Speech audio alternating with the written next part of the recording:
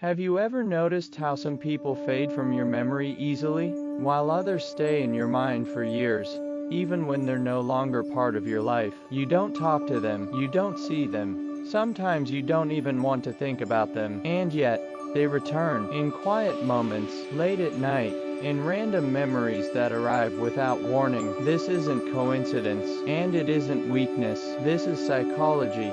The human mind doesn't remember people equally. It remembers emotional intensity. When someone enters your life during a moment of vulnerability, uncertainty, or emotional openness, your brain marks them as significant, not because they were perfect, but because they were present when your mind was most impressionable. Your brain links that person to a feeling, not to reality, and feelings are harder to erase than facts. Psychologists call this emotional imprinting. When a person becomes associated with comfort, pain, validation, excitement, or hope, your subconscious stores them as a reference point. Even after they leave, your brain keeps revisiting that reference, trying to recreate the emotional state it once experienced. That's why you don't miss the person, you miss who you were when you were with them. Another powerful reason people stay in your mind is unfinished psychological loops. The brain hates unanswered questions.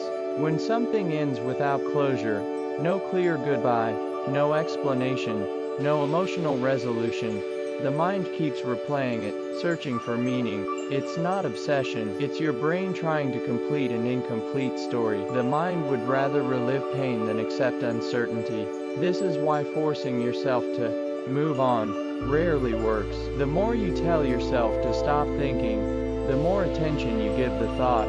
Resistance strengthens memory. Awareness dissolves it. Healing doesn't come from forgetting. It comes from understanding. There's also something called intermittent reinforcement, one of the strongest psychological bonds known. Thinking about someone repeatedly does not mean you should go back to them. It means you should go deeper into yourself.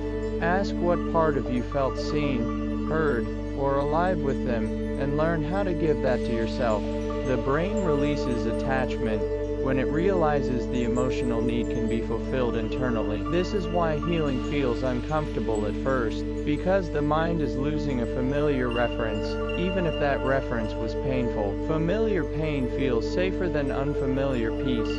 Over time, when the lesson is learned, something strange happens. You don't forget the person, but they no longer control your emotional state. You can think of them without anxiety, without longing, without emotional charge. That's when the connection dissolves naturally. And that's the truth psychology rarely tells you. People don't stay in your mind because they're special. They stay because they triggered something unfinished inside you. Once it's finished, the mind lets go.